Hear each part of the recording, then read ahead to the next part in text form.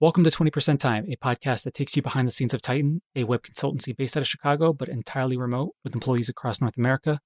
We specialize in Laravel, a PHP framework, but we're often pairing that with any number of JavaScript frameworks, libraries, and all sorts of other tools. This week, though, we're not so much talking about the technical side of things as we are talking about really kind of life as a dev. I'm joined this week by Cenitoria, a programmer at Titan. I almost forgot to introduce myself. My name's Dave Hicking. Hopefully, if you listen to the episodes by now, you know that.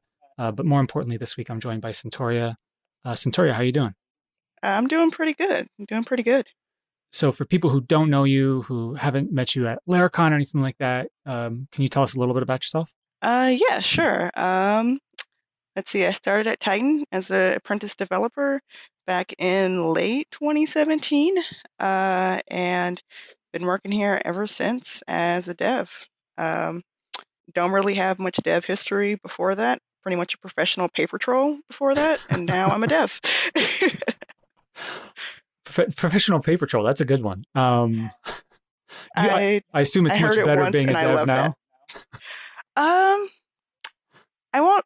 It had its good moments, but yeah, it's much nicer being a dev. So this week, you wanted to come on the show because you wanted to talk about imposter syndrome.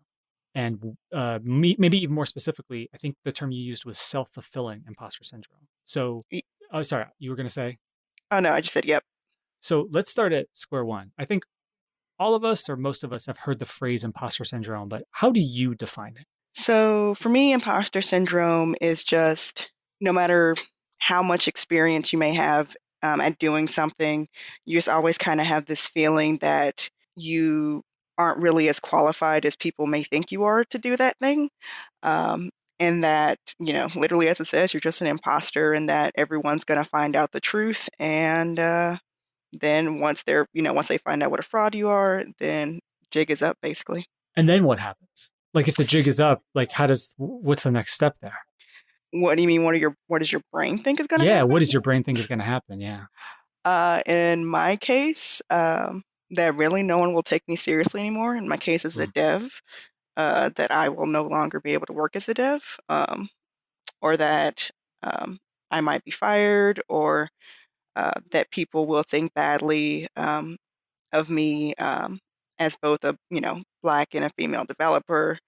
Just kind of like, oh, this is proof that she shouldn't have been hired as a dev ever, which probably I should have waited to say until later in the show, but but This that's how my conversation is brain going to go goes. in all sorts of directions. No need to apologize. What, when did you first identify that you had, or that when did you first identify that you feel that you had imposter syndrome? Probably the first time I ever felt it was when I went to college the first go around. Mm. Um, I signed up for computer science, um, and immediately felt that I was out of my depth, that every other kid knew what they were doing, and that I had no clue what was going on, and that as a result, I wouldn't be able to do it. And it's in many ways kind of persisted since then in different ways. But when you signed up for that class, did you have did you take classes in high school or anything like that, or were you really just, hey, this sounds interesting, I want to take this class? No, that was really it. I That was part of the imposter syndrome was that Yeah. I heard a lot of the students in my classes talking about, oh, when I was in high school, I did this and all this computer related stuff, and I had never had any of that. Um, I had one computer, and my dad told me that if I broke it, that was it, and I would never have another one. So, so I just felt like I was really lacking in some of the experience that the other students had. Um, so yeah, that was kind of my feeling. But I went into it primarily because I wanted to work into computers, but with computers, excuse me. But also I was in Navy ROTC at the time, and pretty much to be in that, you had to be in a STEM field. So Oh, that's interesting. I didn't know that you were in Navy ROTC. yeah, it lasted about a year before I noped out of that. So you're in Navy ROTC, and one of the requirements, or whether it's a requirement or heavily preferred, but you felt like, hey, I need to get involved in the STEM field in some kind, and you're interested in computer science, and so you show up at this class, and was do you, so I'm gonna sort of maybe go off script here a bit, but were you was the assumption by your professor or by your TA that if you show up to a class like that in college that you already maybe were like a self-proclaimed computer nerd in high school, or that maybe you were a hobbyist, or was that sort of an assumption that they made? Depends on the teacher. Yeah. Some definitely no, some definitely yes. They did expect a certain amount of computer savviness, and I did have some. I won't say I was, no, I wasn't a complete Philistine, but You weren't a total um, noob. You were. but yeah, I felt like there was a baseline that was kind of established, maybe not necessarily by the professor, but by the professor kind of bouncing off of what they perceived that the students knew already. Hmm. So, yeah, that was a little difficult for me, especially since I had never really had difficulty with anything before. And so it's just suddenly having to try, basically. That was really difficult for me, uh, which sounds really condescending, but No, that and I was mean, the truth. I think all of us having it, all of us who've gone to college, at some point you get to a class where you're like, oh, all of a sudden I can't just coast, or I can't just, it's like, oh, what's going on here? But it sounds as though, and correct me if I'm sort of getting the impression wrong, but it sounds like it's a combination. Sounds like it was a combination of that, but also, you're looking around and here's everybody else who's either not struggling or not appearing to struggle, and Mhm, and you're comparing yourself, right? mhm. Yep. So the phrase that you used when we were talking, about doing this episode together is self-fulfilling imposter syndrome. What do you mean by self-fulfilling imposter syndrome? Um, so at least for me, so when I was starting off, as a dev, and actually in my computer science program, because I felt like I was an imposter, um, I felt like I had to do it all myself, and Mm. then I couldn't ask people for help lest they see how dumb I am. And because I never asked for help, I never felt like I could, um, I would fail the coursework, which kind of like created this sort of feedback loop where it's like I failed, and so because I failed, I feel even worse about myself, and then I fail again because I try, harder to just try and get it by myself. Um, and it just kind of ends up being this kind of endless cycle of never asking for help and then failing and then feeling worse about yourself. And so then at that point, you've kind of you've kind of made, the failure sort of becomes real, and it wasn't a failure because you were incapable at the beginning. It's a failure because, of the pride of not wanting to reach out and ask people for help. So basically you causing your own failure.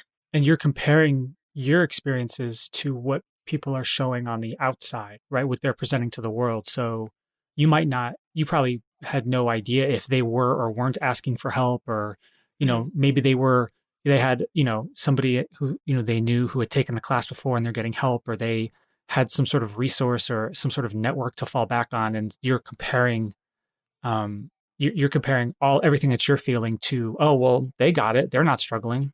So it's got to be Mhm. me, right? Yeah, it was that, and I mean, there were students who had study groups and things like that, um, but I guess shyness also came into Mm. play with that. A lot of students would be like, "Hey, do you want to come study with us?" And so just kind of like that self, sabotaging. I was like, "Well, they're going to be in the study groups, and they're going to know, like they already know, like even if they don't know the thing that we're working on, they have these sort of basics down that I probably don't know."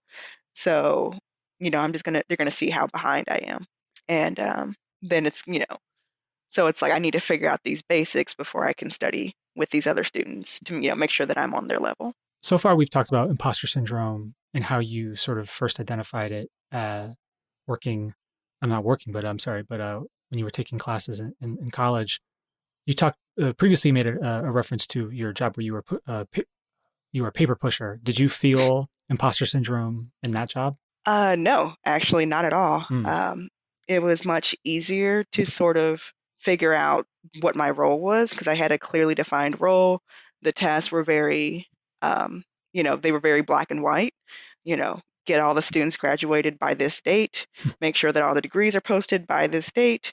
Here is a list of all the steps that you have to follow to get these students graduated. Here's the steps that you need to follow to, make sure that their theses are properly evaluated. And that was my role as the master's thesis advisor.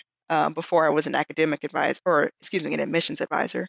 And it was sort of the same thing. A student has to have these criteria in order to be admitted. We expect this paperwork from the department. They have to have this GPA. They have to come from this school that meets this requirements. It was all very clear. Like there was really no wiggle room. It was either Hmm. yes or it was no. So you make the jump from being a paper pusher to coming to work at Titan. Hmm. Did you immediately feel like an imposter when you started at Titan? Was it something that happened over time, or do you Oh, it not was feel like an immediate. immediate? Okay. Yeah, it was absolutely immediately. Um, Maybe I shouldn't broadcast this, but We're being very I, honest here, and but I just want to say I really appreciate your honesty. By the way. well, I figured there's no point in not being honest about it. Hmm. um, because it doesn't serve anyone if I'm not honest about it. Um, but yeah, I actually had no idea about Titan's reputation when I started at Titan. I just knew it as this great company to work for that took care of its employees, and I was like, that sounds like a great place to work for. And I'm starting out as an apprentice, and then I come and I find out that Titan has this amazing reputation, that there are so many people who I perceived as being more qualified to work here. It's like, oh God, oh God, you know, like what have I done? Why am I here? So yeah, so it started immediately. And then, ironically, even though I was hired as an apprentice developer, I felt the need to prove I couldn't, ask certain questions of the, you know, the full developers because I was like, they're gonna see how stupid I am and they're gonna be like, why did they hire this person? Which is ridiculous now that I look back on it. But that's how brains work. So I might sound like a company shill here, but would like to think that we can talk openly about imposter syndrome at Titan. I mean, we're doing this podcast, right? But maybe I'm wrong. So I'll ask you this: what has been your experience discussing imposter syndrome? With it could be at Titan, it could be elsewhere, it could be in some other context. But what has it been like talking to people about imposter syndrome? It depends on the person. There have been certain people at Titan that I have felt very comfortable talking about imposter syndrome with. Um, but actually, I don't think it was until we announced this episode that I had really kind of opened up about it, to everyone in the company. Though I don't doubt for a second that everyone kind of knew about it already. So, um, Well, I think for a lot, I think so. For me, I think imposter syndrome isn't necessarily a yes or no, right? I feel maybe I'm projecting, but I feel like all of us at like have felt like an imposter in some way at some time, right? Do you think is it do you see it as a sliding scale as well? oh Like, yeah, I yeah, think everyone does. Um, it's just, I think one of the hardest things about me, um, or one of the hardest things for me, excuse me, as I've kind of made my way through the company is like, I finally learned this thing, and then everyone else is already on the next thing. And so people would feel imposter syndrome about things that I hadn't even like levels that I hadn't even reached yet.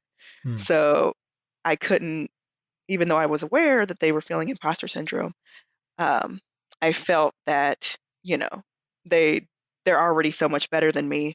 So, I couldn't really take their feelings of imposter syndrome to heart because I was like, well, you all are already this good. I'm not even that good yet.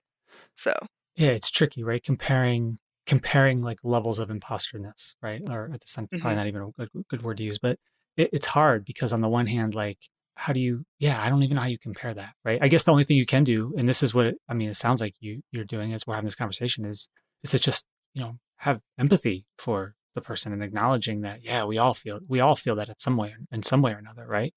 hmm yeah, that's for sure. I definitely, one of the the biggest things for me, um, is like seeing Matt talk about, on his streams where he's like, you're gonna see me, be an idiot for like an hour on a stream, and I'm like, wait, what?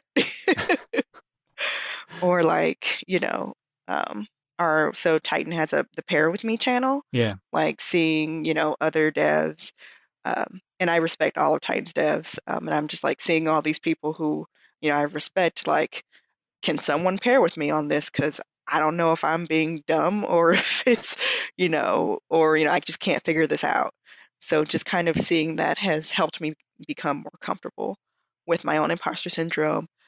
and also just pairing with people on things, um, because I have found more often than not when I have been afraid to pair with someone on something, um, and like finally sort of giving in and asking for help, it has almost invariably been either something that I wasn't expected to know in the first place or something that was actually way more complex than I thought it was. Hmm.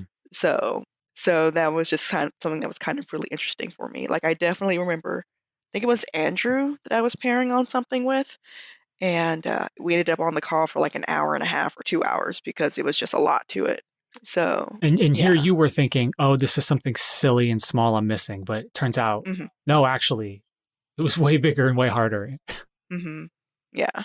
So yeah, that's and yeah, all of those things have definitely sort of contributed to making me feel more comfortable, and it still hasn't completely gone away. Like I don't know that it ever will, but I've definitely become more comfortable with recognizing my imposter syndrome and kind of reaching out despite it. Yeah, I was just going to ask, what do you think it takes to start addressing, or I don't know if address is the word I want to use, but let's say you acknowledge that you, or you think that you sort of recognize in yourself that you have imposter syndrome. Is there like a first step that you think people need to take, or is the first step just acknowledging it and being open about it? Is it asking for help? Is it, are there things that you recommend people do, basically?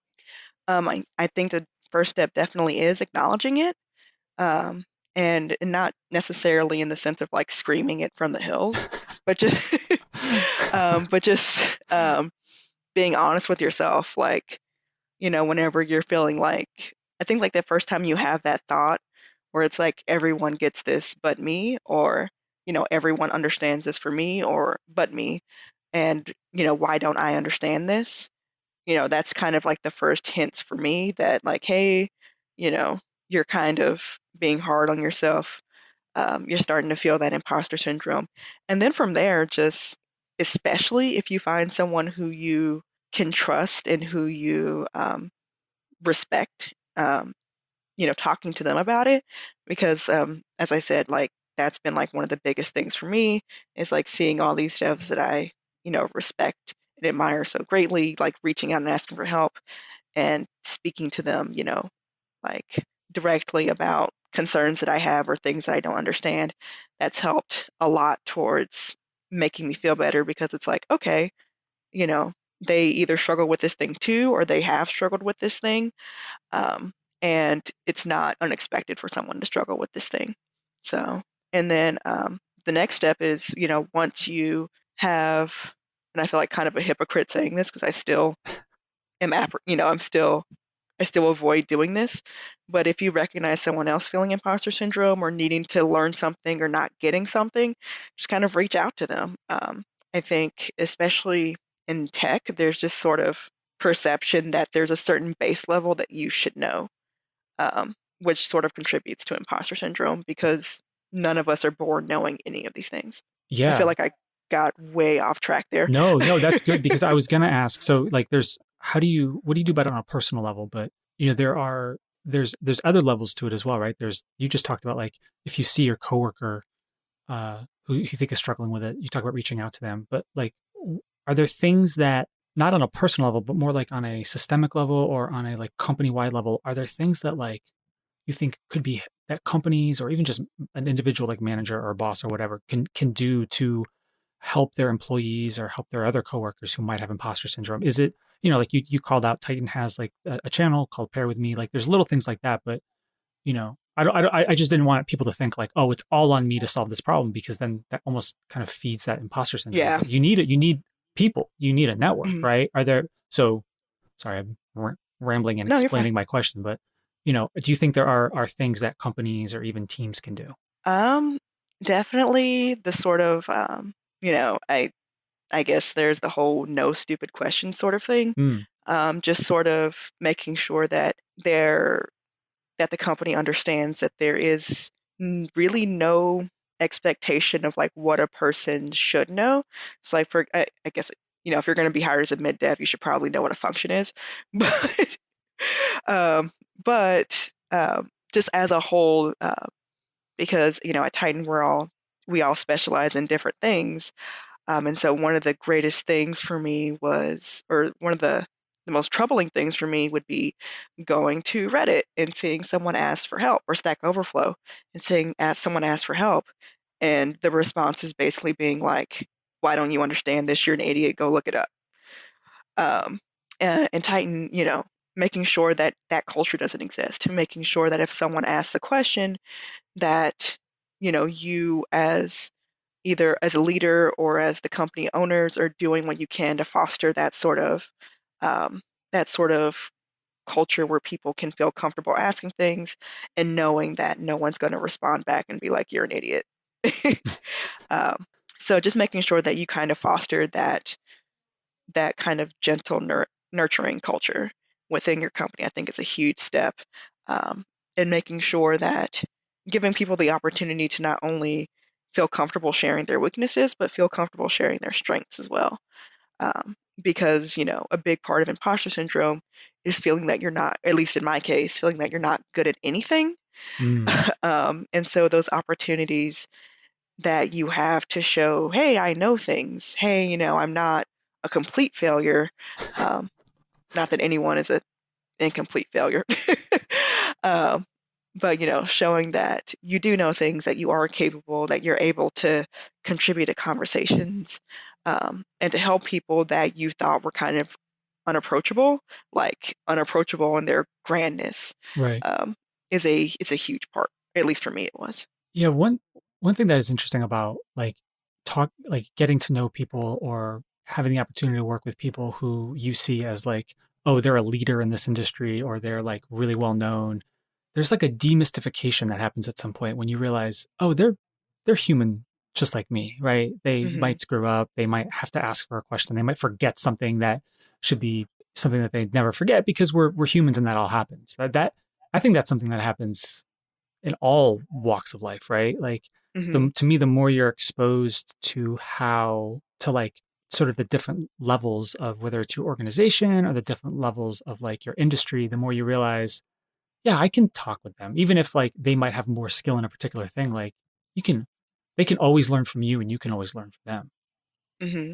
Yeah, that's definitely been a good part. That's also like a good part of Laricon is like, once again, meeting these sort of inapproachably, like amazing people, and like seeing all these people who I only see at Twitter and being like, wow, that person's so smart.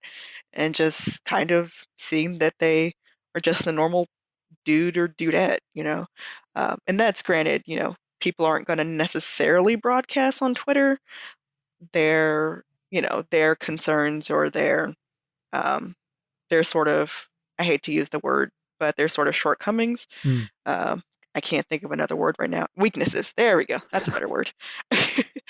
um, so they aren't necessarily going to do that on Twitter, but even just the sort of ability to just talk with that person candidly, um, is a huge help.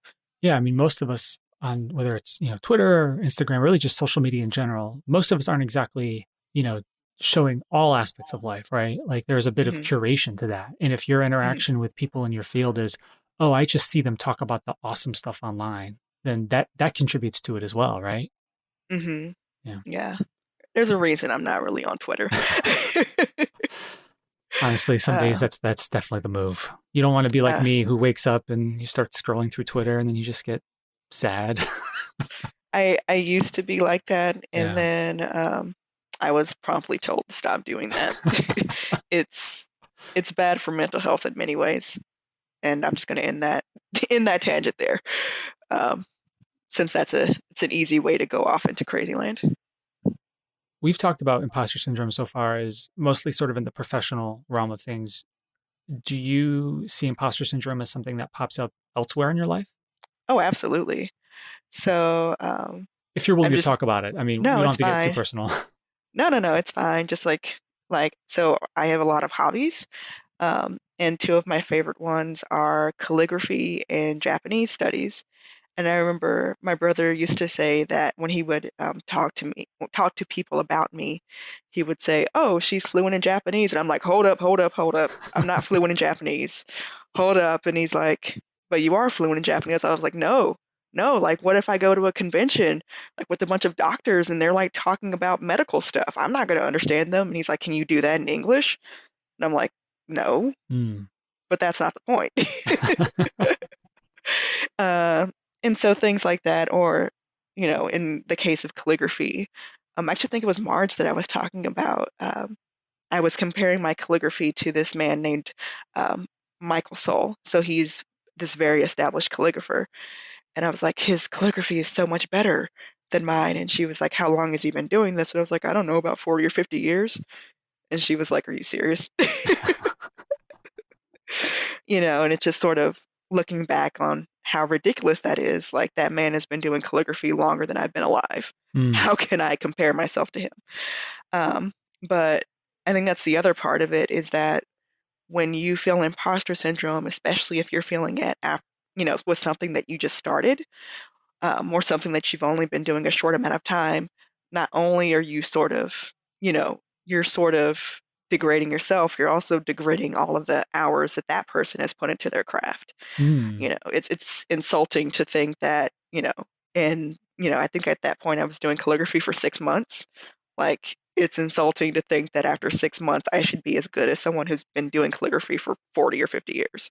Like, it's ridiculous. So, and it's the same thing. Like, if you are new to development, you can't compare yourself to someone who's been doing development, you know, 2 years or 4 years or 20 years. We all have to, oh God, I hate that. We're gonna have to learn to walk before we can run. I hate stupid, meaningless things like that. But in that case, it's kind of appropriate. I love that phrase. I feel like there's like these little pithy quotes that, like, I know why they exist, but like when you say them, everyone just kind of rolls their eyes and they're like, yeah, sure. Like, you know, um, the same thing with, like, with regard imposter syndrome in general. Like, you're comparing your behind the scenes to everyone else's, you know, you know, performance, and not seeing like their rehearsals, um, and all the hard work they've gone to behind the scenes to get to where they are. Um, I have avoided saying that, but I'm like, while I'm throwing out the pithy quotes, might as well throw out another one. Do you think that you could say this for yourself, this could be more broadly, but do you think that one can ever really get over imposter syndrome? Or is it more like this is just something that we all have to work on every day? Um, I don't. I think it depends on the person. Um, in my case, I don't think I ever will, but I think the key is not necessarily not feeling it. The key is acting in spite of it, doing your best and asking for help in spite of that sort of fear that you have. Because oftentimes it's not as bad as you think it is. And, once you just sort of get started, and get over that fear, it just becomes infinitely easier.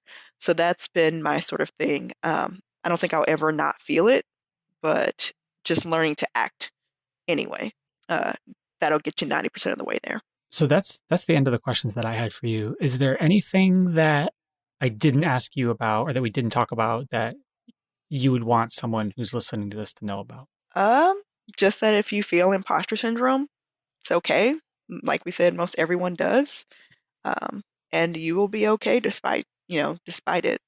Um, and if it's something that you love doing, just keep working at it, and you'll get to, you know, just be a little bit better than you were yesterday, is the phrase that I've heard a lot at Titan.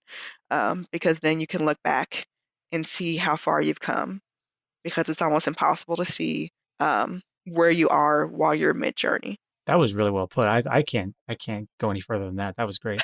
Centauria, thank you so much for your time today. I really appreciate it. This has been great. And